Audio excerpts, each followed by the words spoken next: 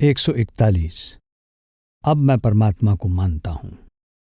महाराज चरण सिंह जी फरमाते हैं, जब कोई व्यक्ति किसी पूरे सद्गुरु से स्वयं व्यक्तिगत रूप से लिखकर या उनके प्रतिनिधि के द्वारा, यानी स्वयं उनसे अथवा उनके निर्देशानुसार प्रतिनिधि के द्वारा नामदान प्राप्त करने के लिए संपर्क कर लेता है, तो चाहे नामदान पाने से पहले ही उसकी मृत्यु क्यों न हो जाए, उस व्यक्ति की पूरी जवाबदारी सद्गुरु ले लेते हैं। जीवित सद्गुरु जिसके साथ उसने ऊपर बताए अनुसार संपर्क किया है, से नामदान के लिए अपनी इच्छा प्रकट करने के समय से ही उस व्यक्ति को सद्गुरु की संभाल और मार्गदर्शन मिलने लगता है। बड़े महाराज जी ने अपना देखा हुआ एक वाकया बयान किया। तब आप मरी पहाड़ पर बतौर सब डिविजनल अफसर काम करते थे। उन दिनों बाबू गज्जा सिंह जी भी आपके साथ थे। एक बार वहां एक लीडर आया जो परमात्मा को नहीं मानता था, इसलिए वहां उसको ना मुसलमान रहने देते थे ना हिंदू। वो बहुत दुखी हुआ। जब बाबू गज्जा सिंह जी को पता चला तो वो बड़े महाराज जी के पास गए और उस सज्जन का सारा हाल बताया। आपने कहा कि उसको बुलाओ। वहां एक असिस्टेंट मेडिकल अफसर था जो सम्मोहन यानी मैस्मरिज्म द्वारा इलाज करता था, और वो लीडर उसी के पास इलाज करवाने के लिए आया था। जब वो लीडर बड़े महाराज जी के पास आया तो आपने उससे पूछा कि इलाज करवाने के लिए तुम्हें क्या चाहिए। वो बोला, जी एक कुर्सी, एक मेज और बरामदा। आपने पूछा कि कुछ और भी चाहिए तो बताओ। उसने कहा, जी नहीं। उसको ये चीज़ें दे दी गईं। बातचीत से पता चला कि वो काठियावाड़ का एक बहुत बड़ा पंडित था, परमार्थी ख्याल रखता था और परमात्मा की तलाश में निकला था, लेकिन परमात्मा न मिला और वो किसी ऐसे समाज में फंस गया जिसने साबित कर दिया कि परमात्मा है ही नहीं। बड़े महाराज जी उन दिनों अक्सर दौरे पर जाते रहते थे। उनके पीछे बाबू गज्जा सिंह जी सत्संग करते थे और वो सज्जन सत्संग में आया करता था। काफी समय वो सत्संग सुनता रहा। आखिर एक दिन बड़े महाराज जी से कहने लगा, मुझे नाम दे दो। आपने इस बात का कोई उत्तर न दिया, बल्कि कई दिन इसी तरह खामोशी में बिता दिए। उसने एक दिन खुद ही कहा, जी आप मजदूरों को रोजाना कितनी मजदूरी देते हैं? आपने कहा कि 4 आने। उसने कहा, मैं 3 आने ले लूंगा, मुझे मजदूरों में शामिल कर लो। इसी दौरान वो बीमार हो गया। आपने उस जैसे विद्वान और श्रेष्ठ पुरुष को मजदूरों में तो क्या शामिल करना था। कह दिया, जब तू ठीक होगा नाम दे दूंगा। आखिर वो नाम लिए बिना वहां से सोलन चला गया। कुछ समय बाद आपको सोलन से उसकी चिट्ठी आई। लिखा था कि मुझे उम्मीद नहीं कि मेरी चिट्ठी पहुंचे। खैर, अब मैं परमात्मा को मानता हूं। मालूम नहीं कि मौत के वक्त वो मेरी संभाल करेगा कि नहीं। बड़े महाराज जी ने उत्तर में लिखा, वो सबके अंदर है, तेरे अंदर भी है और तेरी संभाल भी करेगा। 142। ध्यान मग्न। क्लाउड ऑफ अननोइंग के अनुसार तुम कम से कम मन से तो जरूर सदा इस काम में लगे रहो, ड्यूटी के समय भी और खाली समय में भी। ये काम तन और मन से शांतिपूर्वक तथा लगन से किए जाने की मांग करता है। लुधियाना का एक स्कूल मास्टर था। उसे नाम अभ्यास का बहुत शौक था। एक दिन वो प्यार के साथ दीवाने हाफिज पढ़ता पढ़ता बाहर सैर को चल पड़ा और गुरु के प्यार में इतना मस्त हो गया कि 13 मील दूर एक गांव में पहुंच गया। जब देखा कि वो दूर आ गया है तो लोगों से पूछा कि यहां से लुधियाना कितनी दूर है। उन्होंने कहा कि 13 मील है। बोला, हो, मैं सैर करने निकला था, 13 मील शहर से बाहर आ गया हूं। वो बोला, अब क्या करूं? उन्होंने कहा कि कोई तांगा कर लो। वो बोला, मुझे तांगे की जरूरत नहीं, मैं जिस तरह आया हूं उसी तरह वापस चला जाऊंगा। सो जब मनुष्य को नाम की लज्जत आ जाती है तो फिर उसे अपने शरीर की भी सुध नहीं रहती। 143। फौजी अफसर के कर्म। सेंट मैथ्यू फरमाते हैं, जब तक तू अपने मुद्देई के साथ रास्ते में ही है, झटपट उससे समझौता कर ले। मैं तुझसे सच कहता हूं कि जब तक तू कौड़ी कौड़ी नहीं चुकाता तब तक वहां से छूट नहीं पाएगा। जब बड़े महाराज जी रावलपिंडी में थे तो वहां उनके एक दोस्त ने यह वाकया सुनाया। एक फौजी अफसर रिसाले में नौकर था। पठानों ने काबुल की ओर कुछ फसाद किया, जिसे रोकने के लिए एक दस्ते को हुक्म दिया गया जिसमें वो सिपाही था। जब वो वहां गया तो दोनों तरफ से गोलियां चल रही थी। उस सिपाही की घोड़ी मुंह जोर हो गई। उसने बहुत रोका, लेकिन घोड़ी जबरदस्ती उसको दुश्मन की फौज में ले गई। पठानों ने 5-6 गोलियां घोड़ी को मार दी, 5-6 गोलियां फौजी अफसर को मार दी। दोनों मर गए। फौज का यह नियम था कि फौजी दस्ते के राशन का ठेका बनिए के पास होता था। उस अफसर के कोई बाल बच्चा नहीं था। उसके जो नकद पैसे थे वो बनिए के पास अमानत रखे थे। जब उसकी मौत हुई, सरकार ने उसके वारिसों को सूचना दे दी। उन्होंने आकर उसकी तनख्वाह और सामान वगैरह ले लिया। वे उसका सारा हिसाब खत्म करके ले गए, लेकिन जो 2000 रुपया बनिए के पास जमा था, वारिसों को उसका पता नहीं था। बनिए ने उसको अपने हिसाब में शामिल कर लिया।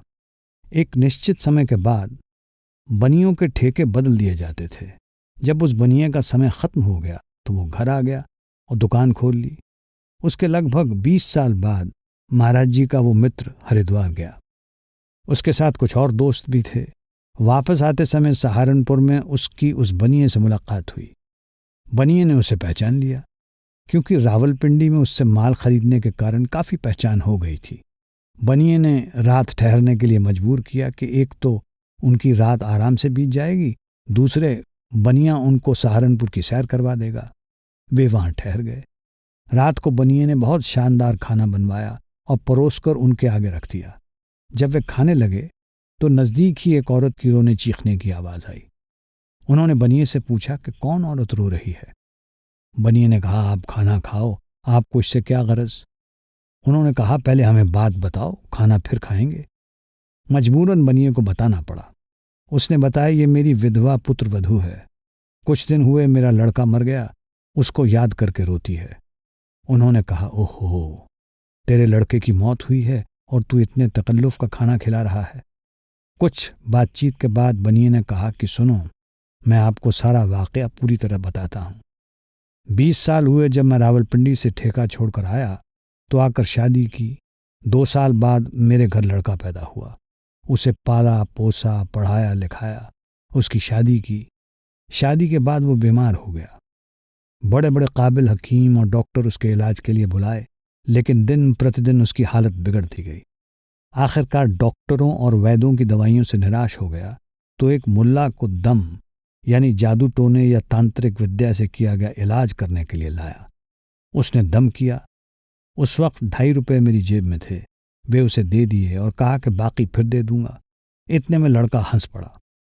मुल्ला ने कहा, मैं इसको बिल्कुल ठीक कर दूंगा। मेरे एक बार दम करने से ही इसकी हालत बेहतर हो गई है। जब मुल्ला चला गया तो मैंने अपने लड़के से पूछा, बेटा अब तुझे आराम हो गया है? लड़के ने जवाब दिया, हाँ, अब मुझे पक्का आराम हो गया है। तब मैंने पूछा, पक्का आराम क्या? लड़के ने कहा, 20 साल हुए मैं सेना की नौकरी के दौरान तुम्हारे पास 2000 रुपये छोड़कर फौजी हमले में मारा गया था। अब मैंने तुमसे सब रुपए वसूल कर लिए हैं। केवल 2.5 रुपये बाकी थे जो तुमने अभी दे दिए हैं। ये जो मेरी औरत है, ये वो घोड़ी है जो मुंह जोर होकर मुझे दुश्मन की फौज में ले गई थी। इसने जो मुझे मरवाया था, उसके बदले में इसको सारी उम्र के लिए विधवा छोड़कर जा रहा हूं। ये वृत्तांत सुनकर बनिए ने कहा, अब मर गया फौजी, रोती है घोड़ी। मैं किसको रोऊं? रोऊं घोड़ी को कि फौजी को? मैं क्यों रोऊं? आप अपना खाना खाओ। सो ये कुटुंब, परिवार, रिश्तेदार कर्मों के अनुसार इकट्ठे होते हैं। ज्यों-ज्यों कर्मों का हिसाब खत्म होता जाता है, त्यों-त्यों संबंध टूटते जाते हैं और हम सब बिछुड़ते जाते हैं। 144 बंगाली बाबू की मन पर विजय। सेंट मैथ्यू कहते हैं, हे स्वामी, तूने मुझे 5 तोड़े यानी गुण सौंपे थे। देख, मैंने 5 तोड़े और कमाए हैं। उसके स्वामी ने उससे कहा, धन्य है अच्छे और विश्वास योग्य सेवक, तू थोड़े में विश्वास योग्य रहा। मैं तुझे बहुत वस्तुओं का अधिकारी बनाऊंगा। अपने स्वामी के आनंद में शामिल हो। रावलपिंडी का जिक्र है। एक बंगाली बाबू एक दफ्तर में नौकर था। बहुत प्रेमी और अभ्यासी था। एक बार जब बड़े महाराज जी ने उससे पूछा कि क्या मन वश में आया, मन अंदर शब्द के साथ जुड़ता है, तो उसने कहा कि हाँ आया, लेकिन बड़ी मुश्किल से आया। आपने पूछा किस तरह? उसने कहा, जब मैं घर लौटता हूँ, नहा धोकर भजन पर बैठ जाता हूँ और जब तक अंदर लज्जत नहीं आती रोटी नहीं खाता। नौकर से कह देता हूं कि तू रोटी पकाकर अपनी खाकर और मेरी रख कर सो जा, मेरा इंतजार ना करना। कभी कभी रात के बैठे सुबह के 3 बज जाते हैं, तब कहीं जाकर बिगड़ा मन ठहरता है। जब मन अंदर ठहरता है, लज्जत आती है, तब उठकर रोटी खाता हूं, नहीं तो नहीं खाता। अगर मन के कहे लगें तो ये भक्ति नहीं करने देता। सभी महात्मा यही कहते हैं कि अगर मन के कहे लगोगे तो वो सीधा नरकों का भागी बना देगा। 145 अनजाने में किया कर्म। महाराज सावन सिंह जी फरमाते हैं, अंत समय सतगुरु के द्वारा चेताए गए जीव को लेने यमराज नहीं आता, सतगुरु स्वयं आकर आत्मा को अपने साथ ले जाते हैं। बाबू ब्रिजलाल पोठोहार के रहने वाले एक सत्संगी थे। बड़े महाराज जी को नंबर 8 माउंटेन बैटरी पर मिले थे। वे क्लर्क थे। एक बार लंबी छुट्टी पर जब वो परिवार सहित वहां गए हुए थे तो बीमार हो गए। जब मौत आई तो पास बैठे सब घर वालों ने कहा कि सब बाहर हो जाओ ताकि सदगुरु आ जाएं। जब सब बाहर हो गए तो सदगुरु आ गए। इतने में एक डॉक्टर आया। घर वालों को बाहर देखकर बोला कि अंदर चलो, ब्रिजलाल को देखें। अब वो तो अपने ध्यान में मग्न था। बिना बताए डॉक्टर ने शराब और अंडे से बनी हुई दवाई उसके मुंह में डाल दी। उसने पूछा कि ये क्या पिलाया है? डॉक्टर ने जवाब दिया कि दवाई है। उसने कहा कि तुमने बहुत बड़ा पाप किया है। सतगुरु आए हुए थे, लेकिन अब वो ये कहकर चले गए हैं कि 4 दिन और तड़प ले, फिर तुझे ले जाएंगे, क्योंकि तेरे मुंह में शराब और अंडे डाले गए हैं। वो 4 दिन तड़पता रहा। आखिर अपनी पत्नी से बोला कि तू मेरी अर्धांगिनी है, मेरी आखिरी सेवा कर ले, फिर मौका नहीं मिलेगा। उसने पूछा क्या? ब्रिजलाल ने कहा कि दरवाजे पे बैठ जा, जब तक मेरी जान न निकल जाए उठना नहीं और किसी को अंदर नहीं आने देना। पत्नी ने ऐसा ही किया। सो कर्मों का हिसाब चुकाए बिना छुटकारा नहीं होता। अगर भूल से भी जहर खा लिया जाए तो भी उसके असर से नहीं बचा जा सकता। ऐसी घटनाएं होती रहती हैं कि अंत समय अभ्यासी पूरे होश में चोला छोड़ते हैं। 146 बाबा कल्ला की समाधि। महाराज सावन सिंह जी फरमाते हैं, कोई भी इंसान जो अपनी रूहानी ताकत का इस्तेमाल इस दुनिया की हालत सुधारने के लिए करता है, वो अपनी ताकत को बर्बाद करता है। उसकी रूहानी ताकत कम हो जाती है और वो ज़्यादा ऊंची रूहानी ताकत को प्राप्त करने का अपना मौका खो देता है। आगे की तरक्की के लिए रूहानी ताकत को संभाल कर रखना ज़रूरी है। जब बड़े महाराज जी कोहमरी में थे, वो एक गांव में गए। वहां नया थाना बना था। आप वहां के बिल चेक करने गए थे। रहने के लिए आपको एक चौबारे वाला कमरा दिया गया। उस कमरे से थोड़ा नीचे एक समाधि बनी हुई थी। कमरा बड़ा हवादार था। जब रात को आप वहां सोए तो पूछा कि यह समाधि किसकी है। पता चला कि यह बाबा कल्ला की समाधि है। बाबा कल्ला एक कमाई वाला साधु था, अच्छा अभ्यासी और रिद्धियों सिद्धियों वाला था। वो एक पहाड़ी इलाके में रहता था। औरतें और आदमी उसकी झोंपड़ी के इर्द गिर्द पशु चराते थे। जब कभी लोग अपने पशुओं को ऊंची पहाड़ी पर ले जाते तो कभी कभी वहां से जानवर नीचे गिर पड़ते और मर जाते थे। एक बार जब एक औरत की भैंस पहाड़ी से गिरकर मरने लगी तो उसने चिल्लाकर आवाज दी, बचाना बाबा कल्ला, मेरी भैंस को बचाना। भैंस बच गई। जब वो भैंस बच गई तो वो औरत चुपचाप उसको लेकर अपने घर की ओर चल पड़ी। जब बाबा कल्ला की कुटिया के पास से निकली तो बाबा ने उससे कहा, जिसने भैंस बचाई है अब उसकी बात भी नहीं पूछती। धीरे धीरे लोगों में यह खबर फैली कि बाबा कल्ला ने एक औरत की भैंस बचाई है। बाबा कल्ला ने कुछ गायें पाल रखी थीं। उस पहाड़ी पर छोटे मोटे शेर और अन्य खूंखार जानवर घूमते रहते थे। एक दिन एक शेर ने उसकी गायों पर हमला किया और उसकी 2 गायें मर गईं। लोगों ने कहा कि बाबा, तेरी गायों को शेर ने मार दिया है। इस पर वो बोला, मेरी गायें रात को आप ही यहां आ जाएंगी। जब शाम हुई तो वहीं से तवज्जो देकर पुकारा, डूडू डूडू। उसी वक्त गायें आ गईं और शेर मर गया। इस घटना को सुनकर बाबा कल्ला की बड़ी चर्चा हुई। लेकिन जब उसकी मौत आई तो उसे बहुत तकलीफ हुई, क्योंकि जो कमाई थी वो उसने करामातों में गंवा दी थी। पास में कुछ नहीं बचा था। उसका एक गुरु भाई था जो हमेशा चुप रहता था। कमाई वाले लोग मालिक की रजा में रहते हैं। जब वो उसके पास आया तो बोला, तुझे कौन कहता था कि गाय भैंसों को जिंदा कर? तुमने करामातों में अपनी कमाई नष्ट कर दी है, अब भुगत। इसलिए मन को काबू में रखो, कमाई को रिद्धि सिद्धि में खर्च ना करो, उसी में फ़ायदा है। जो कमाई वाले महात्मा होते हैं वे मालिक की रज़ा में राज़ी रहते हैं और कहते हैं जो उसकी मौज।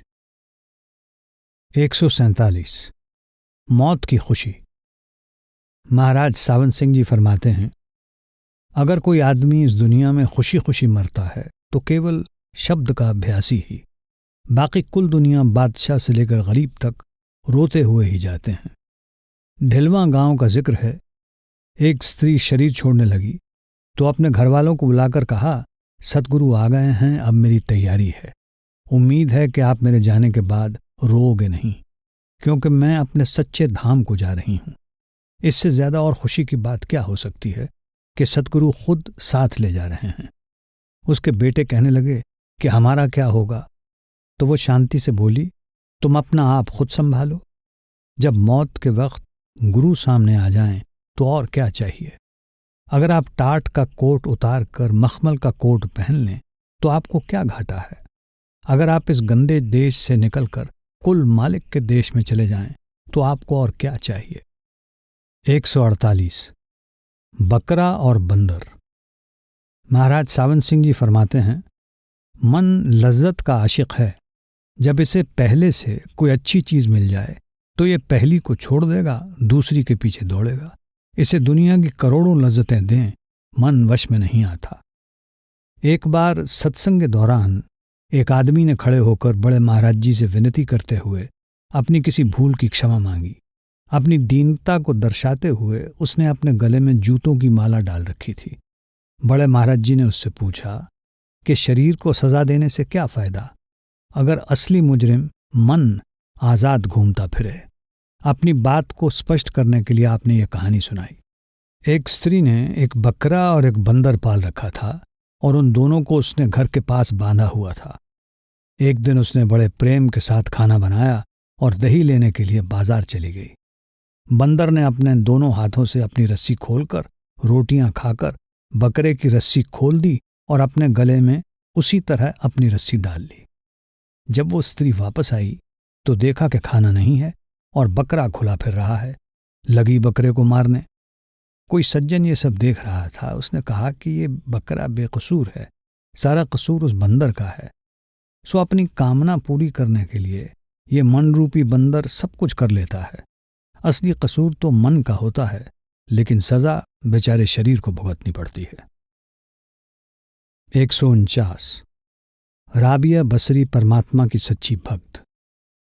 गुरु अर्जन देव जी फरमाते हैं, जब ते साध संगत मोहे पाई, ना को बैरी नहीं बिगाना, सगल संग हम को बनाई। जो प्रभ कीनो सो पल मान्यो, एह सुमत साधु ते पाई। सब में रव रहया प्रभ एकै, पेख पेख नानक बिगसाई। पुरुषों और महिलाओं दोनों में ऊंचे दर्जे के संत हुए हैं। राबिया बसरी भी ऊंचे दर्जे की एक ऐसी फकीर हुई हैं। एक बार उनके पास दो फकीर आए। राबिया ने कहा कि परमात्मा की कोई बात सुनाओ। एक फकीर ने कहा, जो परमात्मा की ओर से आए दुख को प्यार से सह ले वही सच्चा शिष्य है। राबिया कहने लगी कि इसमें अहंकार की बू है, कोई इससे ऊंची बात कहो। दूसरा फकीर बोला कि परमात्मा की ओर से जो तकलीफ, बीमारी, तंगी, दुख आए उसको सुख मानकर भोग लेना चाहिए। राबिया ने कहा, यह भी ठीक नहीं, कोई इससे भी अच्छी बात सुनाओ। उन्होंने कहा कि फिर आप ही बताओ। राबिया बोली, मैं उसको फकीर समझती हूँ जिसको दुख सुख का कोई एहसास ही ना हो। यही गुरु तेग बहादुर साहब कहते हैं, सुख दुख दोनों सम कर जाना और मान अपमाना। एक बार बड़े महाराज जी ने जब ये कहानी सुनाई तो एक सत्संगी ने कहा, हुजूर, और तो सारे दुख सहे जाते हैं, अपनी निंदा भी सुनी जा सकती है, लेकिन गुरु की निंदा नहीं सही जाती। बड़े महाराज जी ने जवाब दिया, अगर कोई गुरु की निंदा करे तो आप वहां से चुपचाप उठकर चले जाओ। रही अपनी निंदा और स्तुति, आप ना निंदा में नाराज हों ना स्तुति में खुश। एक हाथी जा रहा है, कुत्ते भौंकते हैं, वो चुपचाप चला जा रहा है, उनके भौंकने की परवाह नहीं करता। इसी तरह जो मालिक के प्यार में रंगा हुआ है, दुनिया उसको जो मर्जी कहे वो परवाह नहीं करता। राधा स्वामी सत्संग ब्यास की पुस्तक परमार्थी साखियां का समापन।